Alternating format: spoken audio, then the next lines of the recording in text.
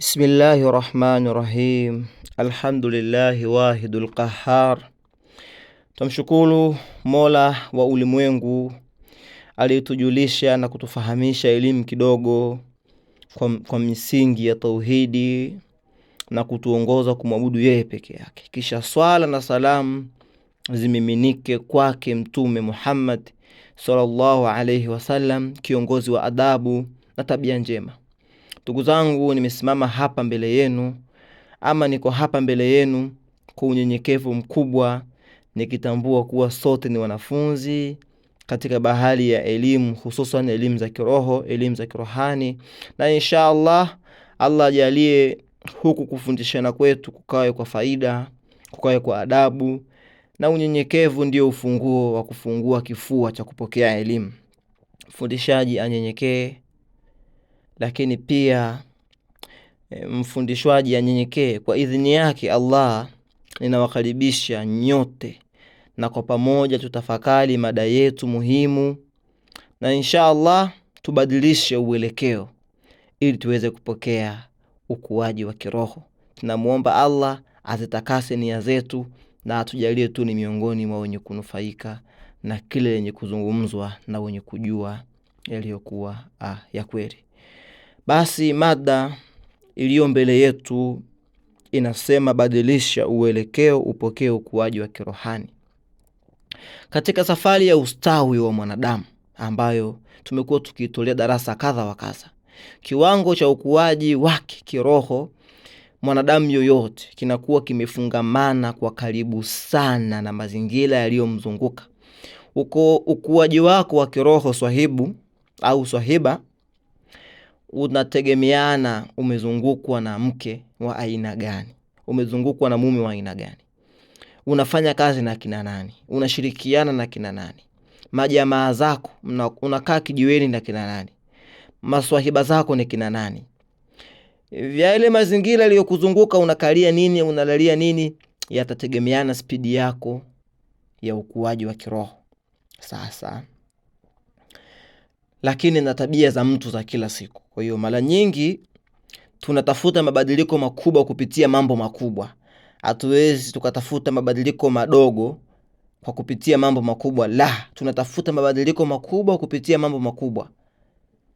Ndio darasa hizi ukizipima zinaelekeza kupata mambo makubwa kwa kufanya mambo makubwa. Kwa sababu wengi tunafanya mambo madogo, tunatarajia kupata mambo makubwa. Una mpango wa kununua gari la milioni 1000, basi fanya biashara kubwa kubwa. Huwezi kuwa na mpango wa kununua gari la milioni 200 na unafanya biashara ya karanga, utakesha sana ndugu yangu. Sasa tukisahau kuwa siri ya ushindi wa kiroho na kisaikolojia imefichwa kwenye vitu vinavyotuzunguka, hata kama ni vidogo vya kawaida. Tunavipuuza kwa sababu machoni tunaviona vidogo, lakini katika ulimwengu kumbe ni vikubwa. Kwa hiyo risala hii nimekuandalia mambo kadha wa kadha ya kimazingira na kitabia ambayo yanahitaji mabadiliko ya haraka. Utakapobadilisha mambo hayo, utafungua milango ya baraka na ukuaji wa kiroho wa chap mpaka watu watakushangaa wewe ni mtu wa aina gani. Jambo la kwanza ndugu zangu, utaona ni mambo ya kawaida, lakini na uzuri kwamba nitayafafanua kisomi zaidi. Kugeuza uelekeo wa kitanda na magodoro. Ndugu zanguni, kuna mtu mwaka wa 3 kitanda chake kimgeukia pale pale, godoro lake analolalia ni lile lile. Yaani hili jambo kiroho lina athari. Huwezi kupata frequency mpya za kiroho, ukuaji na ndoto mpya. Kitanda chako kimegeukia pale pale, wanga wote wanajua tukishukia pale tunampata. Kitanda ndicho sehemu au ndio sehemu ambayo mwanadamu anatumia thuluthi moja ya maisha yake. Manake thuluthi moja, tena 1/3 ya maisha mwanadamu huwa analala. Sasa kulalia uelekeo mmoja kwa mwaka mzima, kwa miaka 5, wewe si mgonjwa. Maana yake ni ishara kwamba wewe ni maiti. Kuna baadhi ya vitu vitakuwa vinakupita. Maana maiti akishawekwa, akishalazwa pale, uelekeo huo ndio huo ila yaumiddin, mpaka siku ya kiyama. Sasa dimbwi la nishati nzuri, fully, yani static energy, inakuwa umeifunga Kwa hiyo unakuwa ni mtu mwenye vifungo vingi na mashambulizi ya kiroho, ambayo yale mashambulizi hasi yatakuwa yanakuja uelekeo wako kwa sababu wewe si mtu mwenye kubadilika. Athari katika ufahamu wa kiroho. Uelekeo mmoja, kulala kwa uelekeo mmoja muda mrefu husababisha vita vya usiku, ukosefu wa usingizi, maradhi ya wasiwasi na ndoto za kutisha. Na suluhisho la kuelekea: badilisha uelekeo wa kitanda chako angalau mara 3 kwa mwaka. Yaani kila baada ya miezi 3 badili, kila baada ya miezi 3 badili. Hivyo unaweza kubadilisha godoro, badilisha. Weka stone, nunua jingine weka. Au chukua lile wape mabinti wa kazi walalie, au wape vijana walalie, wewe chukua jipya lalia. Hii itakusaidia. Mtoto kwanza mpatia godoro hilo hilo, wa pili godoro hilo hilo, la tatu godoro hilo hilo. Mke wa kwanza umeoa, umempa talaka, mlalaga hapo hapo. Na mwingine my friend. Hizo si tabia za kirohani. Badilika. Lakini jambo la pili ambalo unabidi tulibadilishe, enyi wanangu wa kirohani, lilekebisheni hili mupate ukuaji, mpokee ukuaji wa kirohani. Usafi wa haraka baada ya tendo la ndoa. Ni ngumu kweli, mnalala na mkeo, umechoka, mtoka huko, wataka tu ukishafanya ulale. Ni ngumu, lakini walau isiwe ndo tabia yako. Yaani jitahidi mara nyingi baada ya kufanya jambo lako kumaliza ukaoge. Yaani isiwe ndo tabia yako, itokee umechoka sana, kwa sababu tendo la ndoa si jambo la kimwili tu, ni tendo la kiroho. Ndio maana huwa tunasema pana wanawake wa kiroho, pana wanaume wa kiroho, ambao linafungua vinasaba na milango ya siri ya nafsi ya mwanadamu. Sasa athari yake, kuchelewa kuoga majanaba hayo kunawapa fursa watu wabaya na viumbe vibaya na bad energy mbaya, nguvu za giza kuvamia vinasaba vyako vilivyo wazi na kutawala. Wanakutawala kama mwanasesele, toi vile. Wanakuona kama toi kwa sababu unakuwa tayari kuna baadhi ya kinga za Mungu wewe hauko nazo. Kwa hiyo lazima tujitahidi kuoga mapema wakati wa tendo, baada ya tendo. Ndani ya maji kuna uhai, ndani ya maji kuna uhakika na kuna tiba. Kuoga haraka kunafungua milango ya kiroho na kunalinda utu wako. Wewe unajisikiaje katika ile hali? Kunalinda utu. Yaani kuna wakati mtu uweza usijiamini, ile hali usijiamini, unakosa confidence.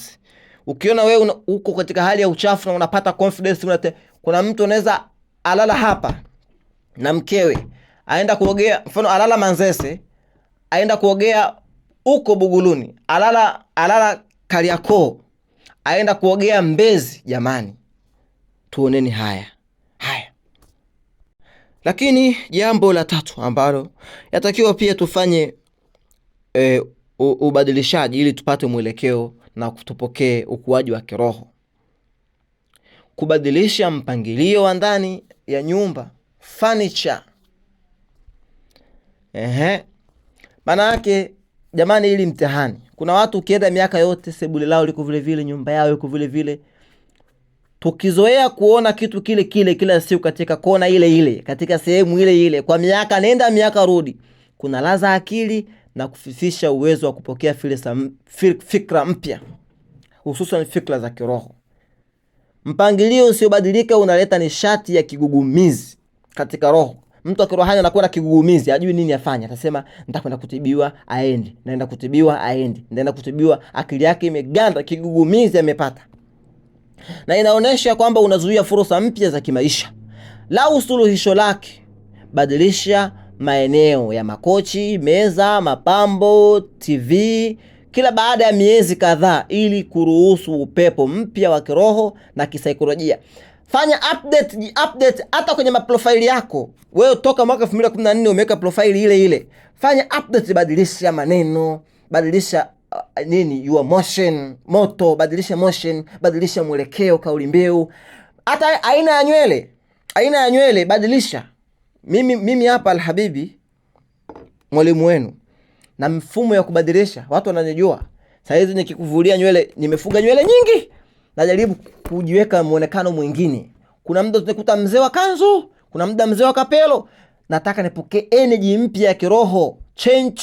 Change your attitude. Badilisha mitazamo, badilisha watu walivyokuzoea, badilisha vile ulivyo, badilisha mwelekeo.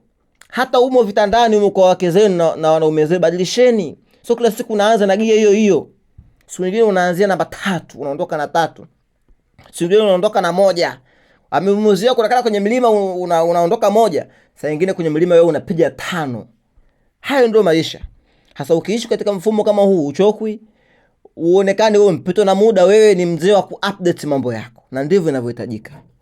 Lakini jambo jingine muhimu sana ambalo inabidi tulibadilishe watu wa kirohani ili tupokee ukuaji wa kiroho: kuondoa vyombo vilivyovunjika na kupasuka na vilivyoweka ufa. Kuweka vyombo vyenye nyufa, vikombe, sahani, yani unakuta vikombe havina mshikio kwa kisingizio, mbona bado kinatumika. Ni kosa kubwa sana hilo.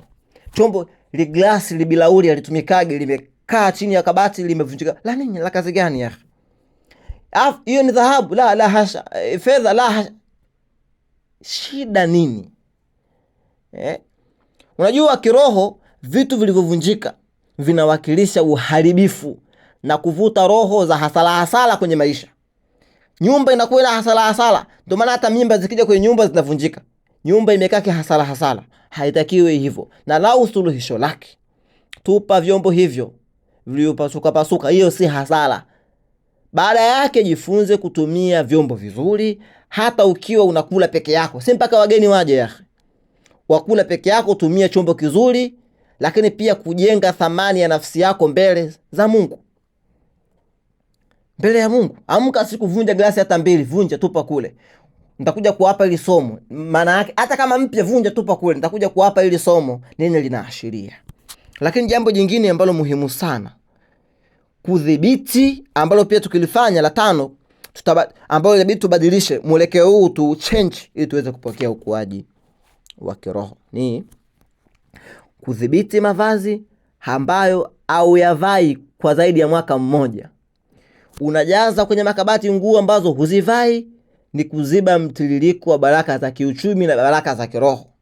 Nguo hizo huwa mazao ya nishati chafu na zinazoweza kuwa maficho ya hila, maficho ya chawa na maficho ya nuksi.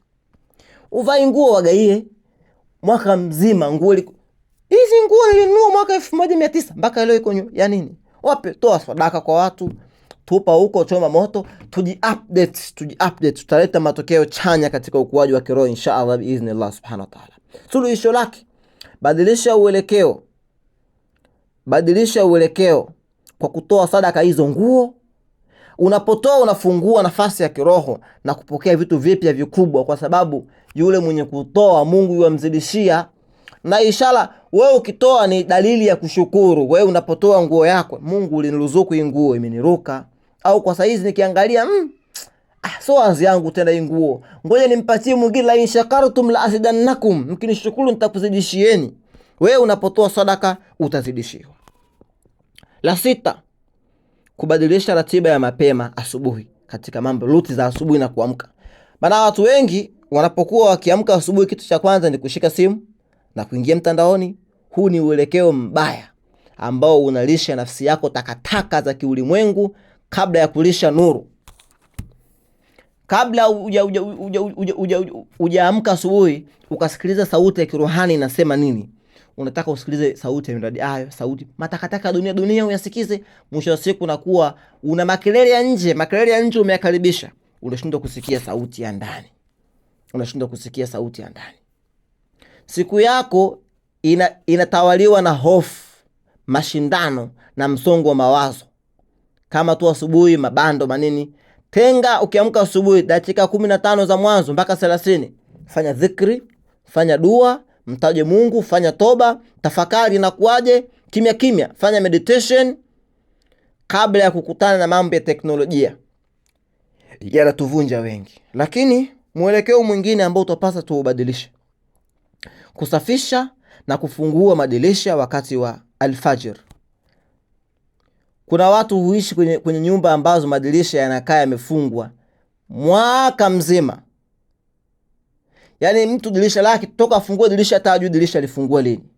Giza la kudumu hutengeneza hewa nzito, huvuta viumbe wa kiroho wenye tabia za giza giza, na huleta uzito wa kiroho na roho yako kuwa na tabia ya kulegalega. Yaani tabia za kirohani umedevela. Sasa suluhisho lake, ili kupata mwelekeo na ukuaji wa kiroho, badilisha tabia, fungua madirisha wakati wa alfajiri, ruhusu mwanga wa jua la asubuhi, sasa asubuhi, na hewa ya asubuhi iingie, kwani asubuhi hubeba baraka mpya zilizoshushwa kutoka kwa Muumba.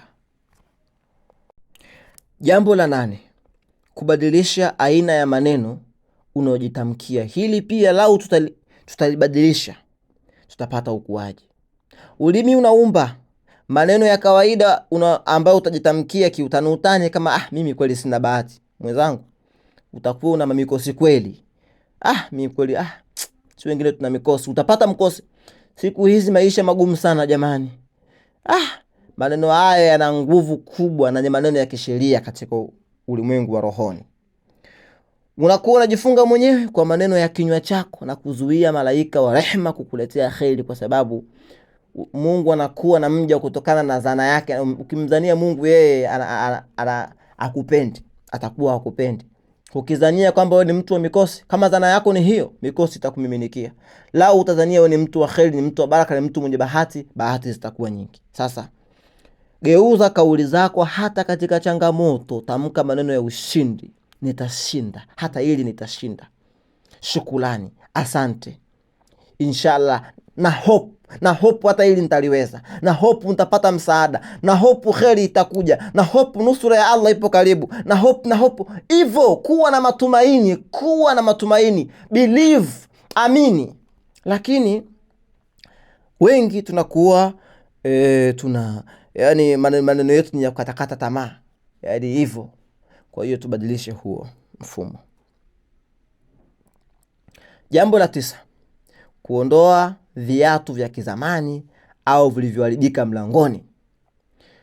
Kuna zile milango au zile enga za kuweka viatu. Mlangoni mwa nyumba ndivyo penye lango kuu la kuingilia baraka ama laana. Hasa kuwa una kazi la kulundika viatu vichafu au vilivyoharibika mlangoni au yulikaniki vitashonwa lini, kunazuia utaratibu mzuri wa kiroho na kunaleta taswira ya fujo ambayo inafukuza utulivu wa kiroho na amani ya akili. Sasa panga viatu vizuri kwenye shelfu, tupa visivyofaa, rekebisha vinavyohitaji kufanyiwa marekebisho, kwa sababu mlango wa nyumba yako lazima uwe msafi ili kuleta harufu nzuri kila wakati na kuvutia wageni na kuonekana kwamba na kuvuta baraka za kirohani. Lakini jambo jingine la 10, kubadilisha mzunguko wa marafiki na mazungumzo, the energy cycle. Kukaa na watu wale wanaolalamikia serikali. Unajua serikali kazi yao kusengenya, wasona haya au wasiokuwa na malengo yote ya kiroho. Yani yeye anajua tu amke asubuhi, ale sima, ale ugali, alale. Ana malengo ya kiroho. Wewe una mpango gani na maruhani wako? Ana mpango kwa miaka mingi. Hiyo ni sumu kupita ile sumu ambayo inaua panya. Yani kufanya hivyo ni sumu. Kwa sababu unakuwa wewe ndio umejitambua kidogo, wanaanza kukufyonza nishati yako ya kiroho bila wewe kujua. Unafyonzwa tu. Wewe hujui. Mwisho wa siku wewe unakuwa ni mbuta kupita wao, mbumbu wa mwisho kupita wao. Chagua uelekeo mpya kwa kupunguza muda wa kukaa na watu wasiokuwa na maana yoyote, kwani kufanya hivyo watakuchochea kwenye mambo ya kijinga. Na ukitafuta marafiki wa kheri, marafiki wa kirohani, watakuchochea kukua kifikra, kiimani, kiuchumi kadhalika, lakini pia na kirohani. Ukuaji wa kiroho hauji kwa miujiza, bali unatokana na nidhamu ya kusimamia mambo madogo na mazingira. Unapogeuza vitu vidogo na utaleta mabadiliko ya nje, ni kioo cha mapinduzi ya ndani, hususan katika upande wa kiroho. Jambo la 11, kudhibiti vioo vilivyo chumbani mwako, hasa wakati wa usiku. Vioo si zana tu ya kujitazama, kujichungulia ujione, la. Katika ulimwengu wa kiroho, kioo ni lango au ni lango ambalo lina akisi na kukuza nishati. Kuweka kioo kikubwa kinachoangalia kitanda chako moja kwa moja unapolala kunasababisha roho yako kujiona na kuvurugika wakati wa usiku. Kuweka kioo ambacho kinatazama kitanda, jambo ambalo litachochea ndoto za fujo, uchovu asubuhi ukiamka na kukatizwa kwa usingizi. Suluhisho: badilisha uelekeo wa kioo, kisiangaliane na kitanda au kifunike na kitambaa kizito ili kuleta utulivu wa kiroho na kiakili. Lakini pia ondoa mavitu chumbani. Ulikiti umeliweka, unazima taa, unaona kama mtu amesimama mtu, sio mtu Masai, sio Masai. Chumba cha kulala kiwe kina utulivu kwa mtu wa kirohani. Ikiwezekana toa makolokolo yote, bakiza kitanda. Ulale upumzike haswa, zije ndoto za maana katika maisha. Lakini jambo lingine la 12, kuondoa maji yaliyotuama au kusimama ndani ya nyumba. Maji ambayo yanavuja kwenye mabomba ya maji au kwenye vyombo au maji ya mvua, katika hayana sifa ya uhai, ni maji yaliyokufa, yametuama miaka 2. Hayo ni maji yaliyokufa. Sasa maji yaliyotuama yanavuta roho za kigugumizi, magonjwa na ufifiaji wa baraka katika na mambo ya kifedha na malazi pia.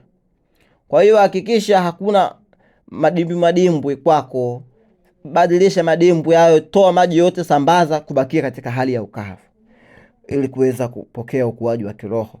Lakini pia kubadilisha rangi au mwanga wa taa za nyumba. Kuzoea mwanga mkali sana au rangi nyeupe wakati wa usiku chumba kuna vuruga hormones za utulivu na kufanya akili iamini bado ni mchana.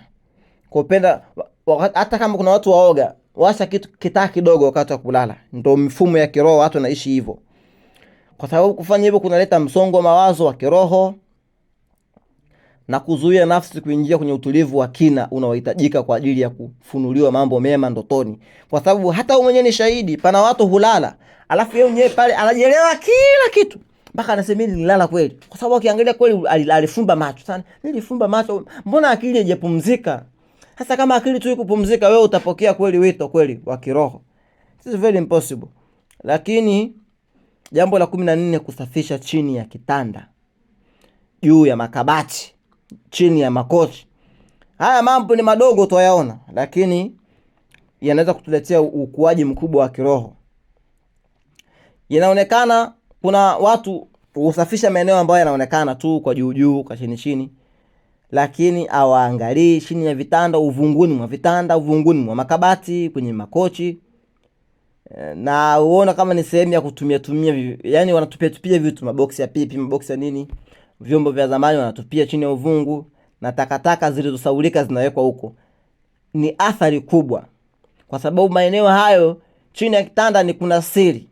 Sasa yanapokuwa na uchafu, yanatengeneza kile kinachoitwa jalala la kiroho, ambalo huwa makazi ya nguvu za giza, ambao zitakuletea uzito wa mwili na akili kile unapoamka. Kitandani huko mapanya yalikufa, amyatoi, sijui mende walikufa, walitagaga mayai, yapo huko, amsafishi. Nataka mpate na nilia nzuri. Geuza utaratibu wako, fanya usafi wa kina chini ya kitanda na maeneo yote yaliyofichika. Weka maeneo hayo wazi na safi ili kuruhusu hewa na nuru ya kiroho kupita bila kikwazo chochote. Lakini jambo jingine, kubadilisha upande. Hili jambo naomba liwe la mwisho. Mambo yako mengi, lakini naomba liwe la mwisho. Kubadilisha upande unaoamkia wakati wa kuamka. Watu wengi wanakuwa na tabia ya kiautomatic, washasetiwa automatic habit. Wanachukia upande mmoja wa kitanda kila siku kwa miaka mingi bila kubadilisha. Ushikaji wake ni ule shuka ile unajifunika, mfumo ule.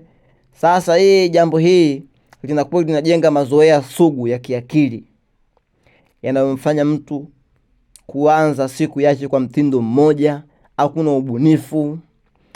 Wanaume tubadilishe boxer ziwe nyingi. ili pia nitaka niseme mapema kabisa.